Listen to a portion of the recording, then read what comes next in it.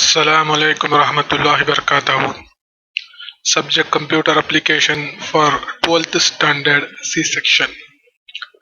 Chapter 11 Network Examples and Protocols.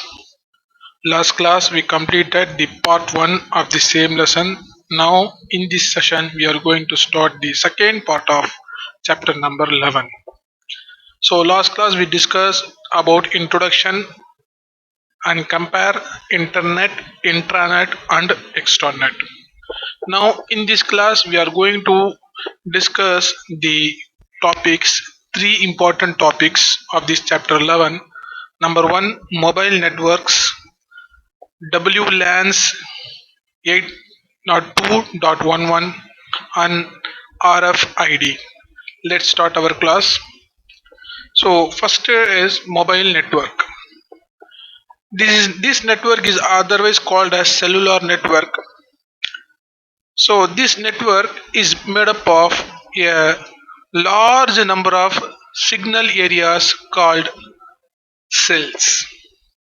Of course, we discuss computer network where many computers are connected through wire or wireless. Here we are talking about mobile networks because nowadays protocols and computer technology is collaborated with the mobile network or cellular network for communication purpose. So here mobile networks varies very uh, varies from the computer network in a very small amount. That is what we are going to understand. So mobile network or cellular network, it is a network made up of large number of signal areas called cells. So generally we call it as a cells where many signal areas are small signal areas are collected and connected. These connected small signal areas are called cells. These cells join to form a large cover area. For example, if you want to cover a geographical area of any city, then a small towns, villages are called as cells which cover a group of which cover a special area of any town or any village level geographical area. These cells are connected to another cell. By this way we create a mobile network or cellular network. User can use these small networks called cells and they can create connection with another cell or mobile for communication purpose. For each and every cell, there was a base station which sends and receives the mobile signals. Without base station, we are unable to connect any computer or any mobile through this cells network or cellular network.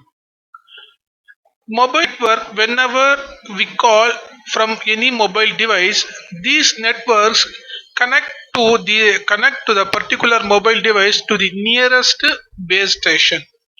From that, the connection established to the mobile network. If mobile device, another mobile device, if the person is available at that particular cell. For example, take two persons, namely X and Y. X tries to call Y. So suppose X was in any mobile network, for example in any cell, and he tries to call Y. If the Y is available at that particular cell itself, then from base station itself, X mobile device is connected with Y mobile device. If Y is not available at that particular cell, then what will happen? So X tries to call that Y. These signals first connected to base station. From that base station, the signals are transferred to nearest base station and tries to search the Y's mobile number. If Y is available at that nearest station, then it will establish a connection. Otherwise, the second base station will send the signals to the nearest base station.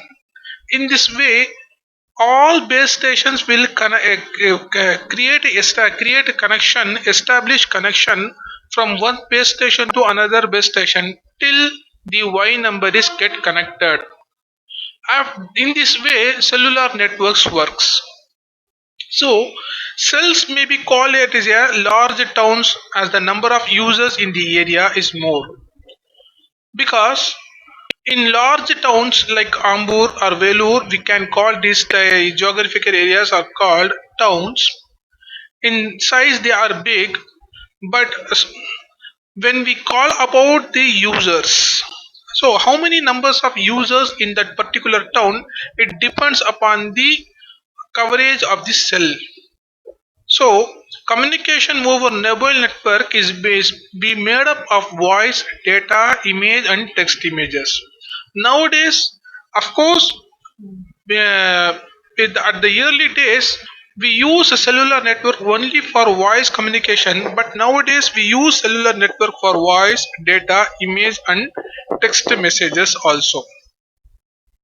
This technology also support wireless connection using radio transmission solutions. So in this way, we able to understand what is the concept of mobile network. Now, when we're talking about mobile network, it is not limited up to mobile device. It is extended to tablets. It will extended to any iPhone. It will extended to any laptop through which we can communicate. We send or receive voice, text, images, for text messages, data, etc. So mobile network is not talking about up to mobile devices. It is the devices which it is a network where any device which can able to connect. So any device which can able to connect with mobile network, then that device can be used as a tool to send and receive data for data or voice communication or for text sending images, text messages. Now, now we are going to talking about the generation of mobile networks.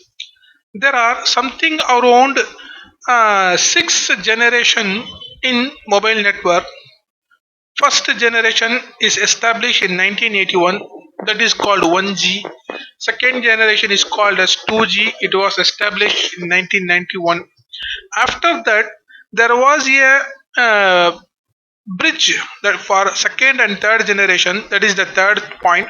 So this is called 2.5G. This is not 3G, it is not 2G, this is called 2.5G, which was established in 2000. So first generation 1G was established in the year 1981, 2G was established in 1991, and the second and third generation bridge was established, that is 2.5G is established in the year 2000. After that, 3G, that is third generation, was established in 2003. It is also called as UK 3G. We will discuss all this generation one by one. So fourth generation was in 4G was established in 2007, and 5G is going to establish in 2019. It may be the 2020. So understand these generation one by one. 1G 1991 NMT launch. So first point in first generation is for transaction. In first generation, analog transmission system was used. Of course, there are two types of signals. One is analog and digital. In analog signals, all the data are transferred in the form of waves. So in first generation mobile network in 1991, we use the analog transmission methods. Next one is NMT. NMT stand for Nordic Mobile Telephone Communication. This is the technology, this is the method of communication we used in the 1G. When we're talking about 1G first generation, there was a very low traffic density of one call per radio channel and very poor voice quality, and they are not sure about the encrypted transmission. So that is, they don't know who is talking to whom, and either anyone is between these two persons. For example, X is calling to Y and is trying to speaking with Y. If anyone is talking, if anyone is hearing the conversation of X and Y, is unable to identify in the 1G. That is called unencrypted and unsure transmission. It leads to spoofing. Spoofing is a digital crime where any person can call to another one until his identity as a false information to them. For example, nowadays we can see there are many calls from fraud calls are received by the bank customers, and they are asked to give their ATM numbers, PIN numbers, and other details. The person who is calling to that customer introduce themselves as a bank employees, but actually in no any bank, no banks are not ca- call any customer and they didn't ask any type of question to them. So this type of conversation is called a spoofing. Next one is the second generation, that is 2G, which was established in 1991 with the launch method GSM. So GSM stands for Global System for Mobile Communication, where they use 900 MHz to 1800 MHz of frequency band for increasing the transmission effect. GSM mobile system grew digital transaction with the use of SIM. So very first in 2G, SIMs were introduced. What is the standard of SIM? SIM stands for Subscribers Identity Module. So SIM is a small digital chip where subscribers' identity was stored and all the details required for the communication is also stored on the chip. This SIM is used for the identification purpose, digital identification purpose, as well as it is also used for building purpose. So this SIM technology was introduced in the second generation in 1991. In this generation, we also want to know the transmission used method, that is called TMDA and CDMA. There are two transmission methods were used. In first generation, for transmission we use analog technology. In second generation we use TMDA, TDMA, time division multiple access. TDMA, another one is CDMA. TDMA means time division multiple access. CDMA means code division multiple access. These two methods are used to increase the amount of information transported on the network. And second, next point is they here in second generation supports two layers which stops seamless roaming across assorted access network and routing domains. It means any operator must cover the entire area or have agreements in place to permit roaming.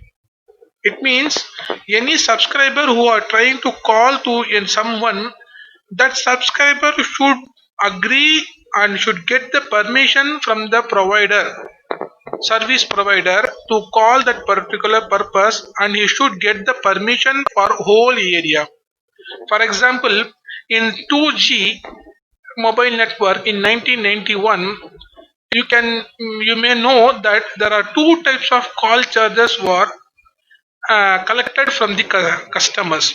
One is local call rate, another one is STD call rate. What is mean by STD? It means local refers to the state where the customer resides, and STD refers to the customer who is trying to call the any other person who is out of that coverage area, that particular local area. For example, here, when a Tamil Nadu customer trying to call anyone to other state customer, then his call charges may vary from 1 rupee to 6 or 12 rupees. It depends upon the service providers.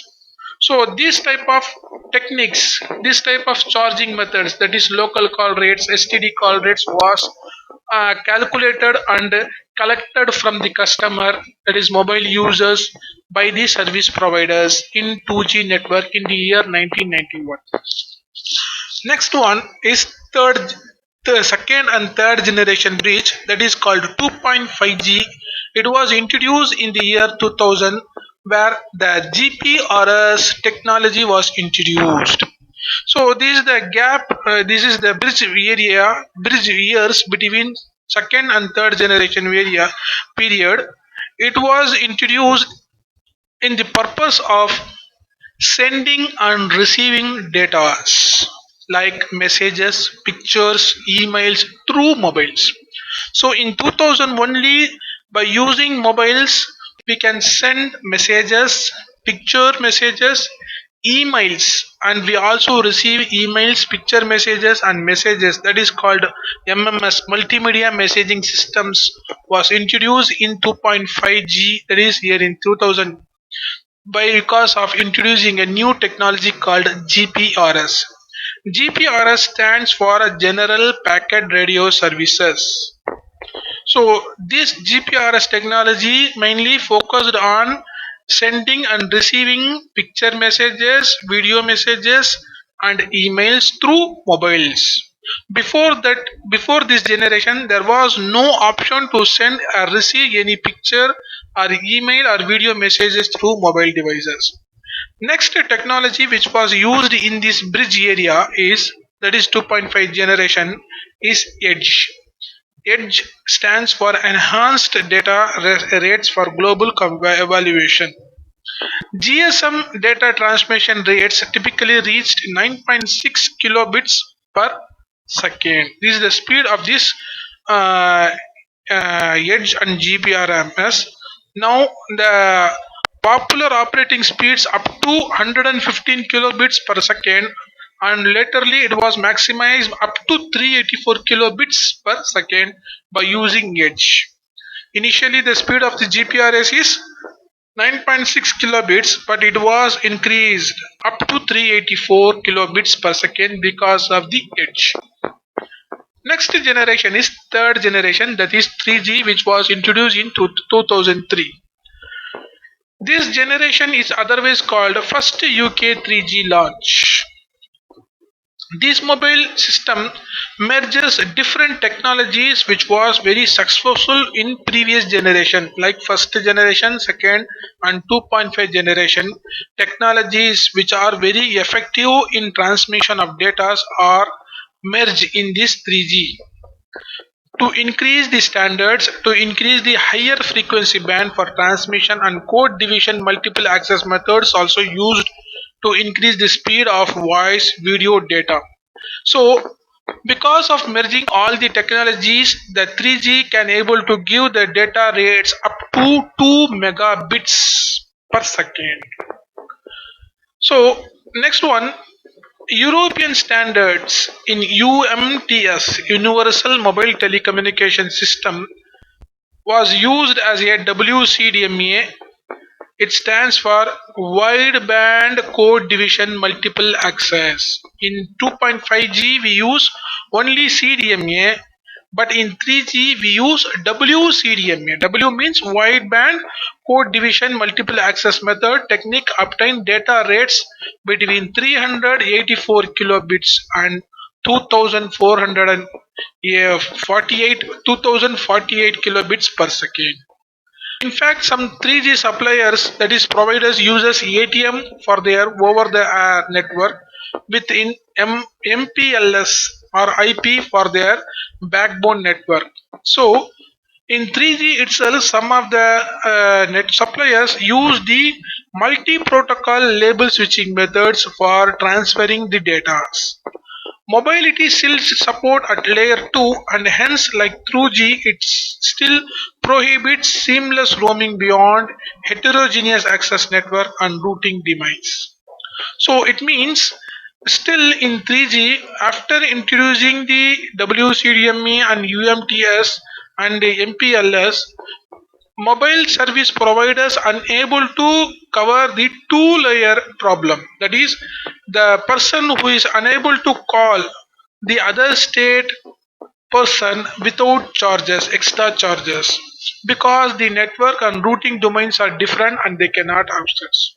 For the accessing the other network devices up to the beyond their limit, then they want to pay extra amount. So the transmission where band frequencies are between 1900 to 2200 megahertz. All UMTS license holders at the UK United Kingdom holds a 20-year license with the condition that 80% population coverage is achieved by 31st December 2007. So the present third generation licensed operators in UK can see below as at August 2004. So next one is fourth generation. This generation is at research stage. So in fact 2007 we crossed the 2007 and now we are using the 4G technology in 2019, 18, 20s years.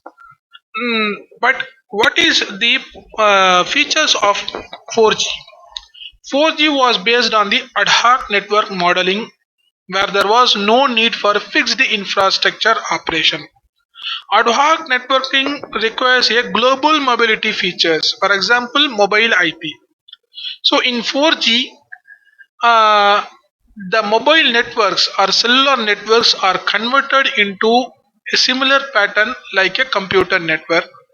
All the mobiles are addressed with a standard unique address number called mobile IP, Internet Protocol, and connectivity to a global IPv6 network to support an IP address for each mobile devices. So each and every mobile devices which are connected with the network or cells, they are addressed with the IP. That IP is called mobile IP, which was introduced in 4G. Because of that technique, all the possible higher data rates from 2 megabytes to 100 megabytes offering reduced delay and newly services. So because of this, the IP method technique which was used and in the 4G, we can able to get the faster data transfer, and we very easily send images, photos, videos, voice messages at a very frequently manner at a very fast rate. Now, mobile devices will not expect an fixed infrastructure, they will require enhanced intelligence to self configure in ad hoc network and having a routing capabilities to route over a packet switching network. So, before this generation, fourth generation, makes all the mobiles very smarter, and the mobile devices itself can able to select the route to call any person to send the data or receive data. So all the smartness required for any mobile devices are um, prepared, developed, and stored in the mobile devices by the mobile makers. Now, next generation is fifth generation 5G 2019. This generation services are going to offer maybe in March 2021. Because of corona, we unable to get this 5G in India, but many of the countries, the developed countries, start using the 5G features where the high data rate, reduced latency, energy saving, cost reduction, higher system capacity, and massive device connectivity was achieved through 5G. The first 5G version was released in 15 by March 2019, and the second 5G was planned, that is release 16 was expected at March 2020, but because of corona it was postponed to 2021, maybe March. The IMT 2020 International Telecommunication Unions as candidate technology provides speed up to 20 gigabytes per second, the highest speed of the mobile networking, which is going to provide in 5G technology, that is 20 gigabytes, not megabytes, not kilobytes. It is up to gigabyte per second. Within a second, we can send up to 20 GB data, and we can easily receive 20 GB data to our devices. It has been demonstrated with millimeter waves of 15 gigahertz and higher frequency. 3GPP standard includes any network using the new radio softwares, so it requires new softwares. 5G new radio can access at lower frequencies from 600 megas to 6 gigahertz. Speed is lower.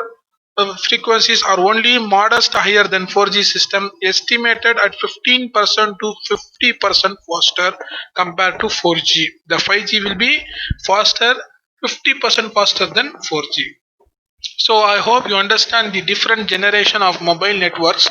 Now we are going to talk about the WLANs, wireless local area networks 802.11. So the first point we are going to discuss is Wi-Fi. Wi-Fi stands for wireless fidelity. It's a technology permits computer and other alternate devices to connect to every alternative in their local area network and to the net without wires and cables. So Wi-Fi is a technology used to connect to net from devices like computer, tablets, mobiles without using wire. Additionally, we can say it as wireless local area network, that stands for wireless local area network 802.11, that is the technical code allotted for Wi-Fi. Advantages or benefits of Wi-Fi: provides mobility. It means we can able to connect all our laptop, computer, tablet, mobiles to any hotspot in within our home without using wires. Next one, provide connection to internet.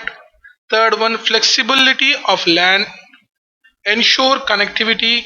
It allows places that are remote to benefit from the connectivity. And the last and important point is low cost, high benefits of. These are the important benefits of Wi-Fi. Now next one is RFID. RFID stands for radio frequency identification. This is the technology used to identify. This technology was massively used in corporate companies for attendance purpose. They give RFID chip identity cards to their customers. By wearing that identity cards, if they move around any area of that MNC companies, they all their movements are registered and captured in computer automatically without like swiping the card or using any card for get in and get out. There was no problem here. There is no work of swiping because of RFID. So now we are going to see what is the use of RFID. This RFID used for radio waves and radio read and capture information stored on a tag attached object.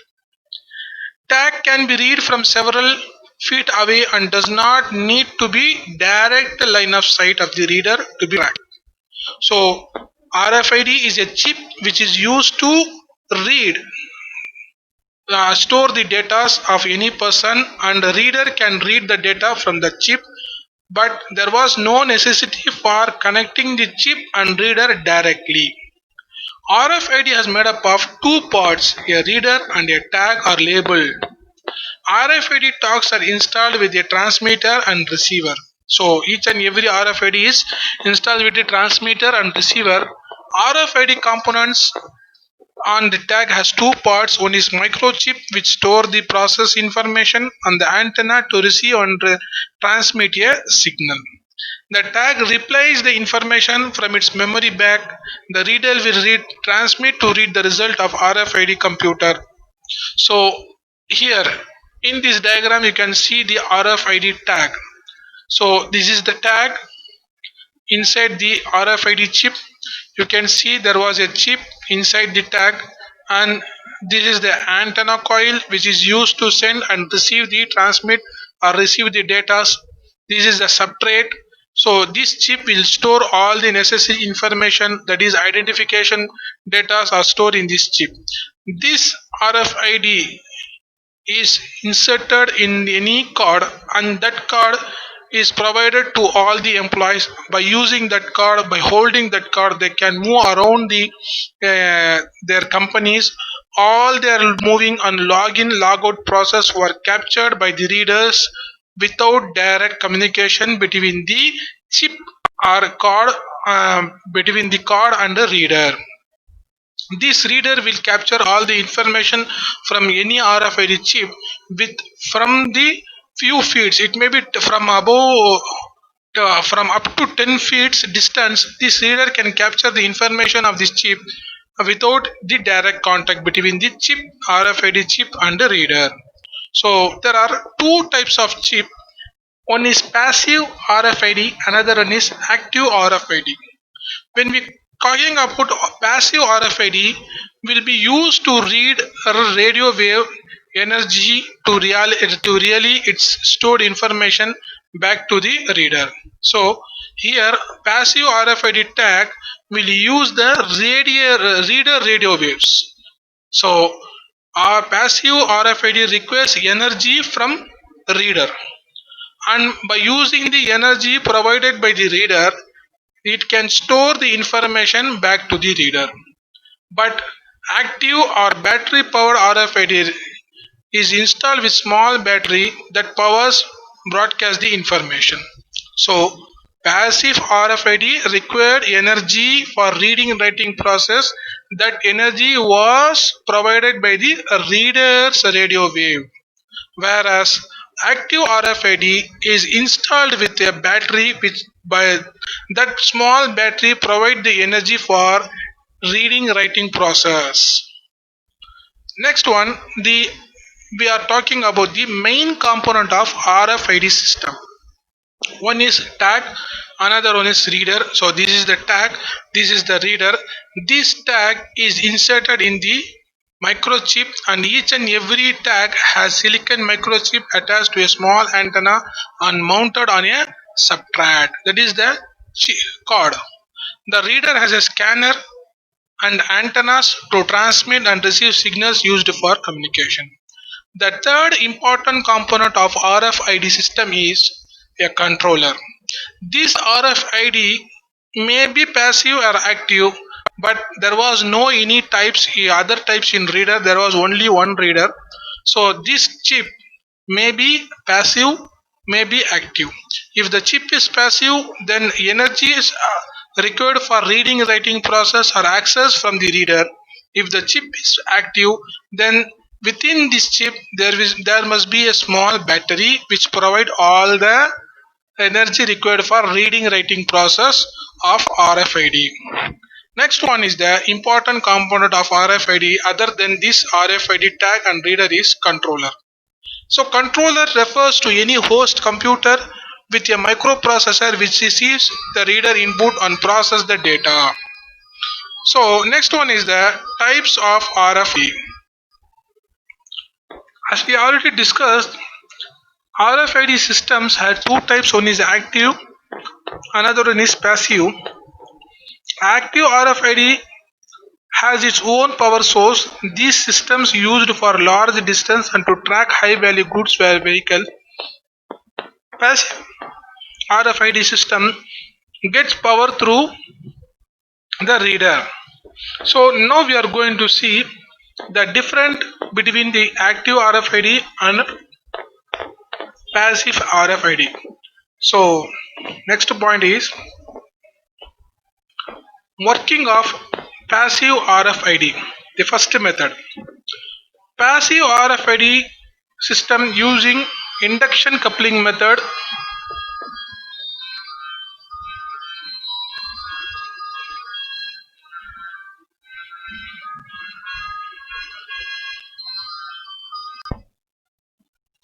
So we already discussed about this active RFID and passive RFID system. The active RFID holds its own power source because of it holds a small battery inside. But passive RFID is unable to get power by itself, so it get all the energy required for their in transaction is accessed by the reader. So active RFID can be used for long distance tracking, but passive RFID only can used up to the 10 feet distance, because it should get connected with reader up to 10 feet distance minimum level. Next one is working of passive RFID. So in this diagram you can see there are two coils between these reader and tag. One the tag which consists of a coil, another one is reader consists of this coil. By this coil all the energy required for these passive RFID as transferred through air. This reader coil inductive coupled to tag coils. So this coil will send all the required energy to this coil. By using this coil, RFID tags get the energy and transfer the data to the reader. So when these coils get connected at least 10 feet distance, then only they can able to send and receive data. In method 2, RFID system using EM wave propagation method. The reader antenna transmits the electromagnetic waves. EM means electromagnetic waves are transferred from reader antenna that are received by the antennas of RFID chip.